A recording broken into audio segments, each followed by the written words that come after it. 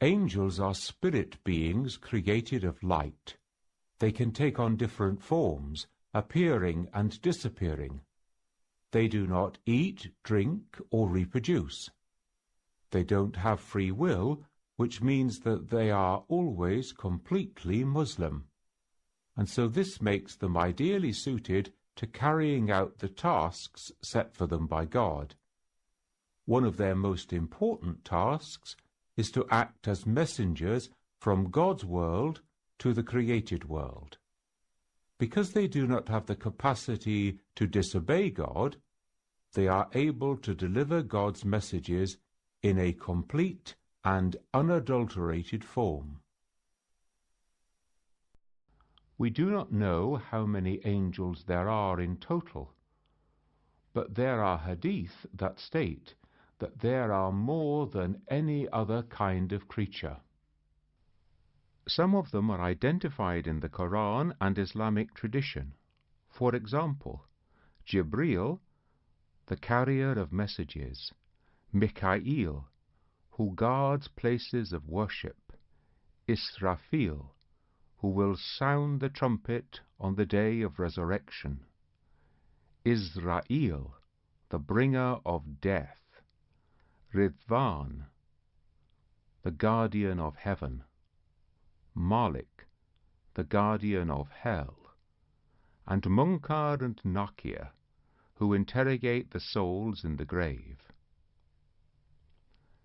In addition to these named angels, according to the Qur'an, there are two which accompany each of us through life. One records all our good deeds, the other all the bad things we do. At the final judgment, these records will be produced, and everyone judged according to their deeds. According to Islam, angels can't, by their very nature, disobey God. There is, however, a third order of life called Jinn.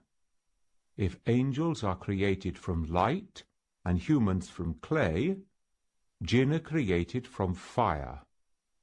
They live in a parallel universe, and we can't usually see them, although some people claim to be able to.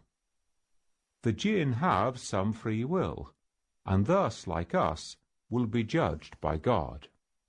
Before human beings or Jinn were first sent to the earth, God held a conference of the souls, of the angels, and all the humans and Jinn that would ever exist. God asked all human beings, "Am I not your Lord?" And they answered, "Yes, indeed." Thus no one can claim to be ignorant on the day of judgment. God gave knowledge of the things of the earth to Adam. Then God said that humans were to be sent to the earth as God's regents or representatives. All the angels were commanded to bow down and acknowledge the superior status and knowledge of Adam. They all obeyed at once. But one of the Jinn, called Iblis, was in the company of the angels, and he chose to rebel. He pitted his judgment against that of God, and said that he knew best the havoc that humans would create on earth. In this way, Iblis became the Shaitan, or Satan, who, with his party of rebellious Jinn, who decided to follow him, seek to tempt human beings to rebel against the will of God. God told him that he would have no power over those who are full of taqwa, God consciousness. But those who neglect the guidance of God are prone to rebellion and sin.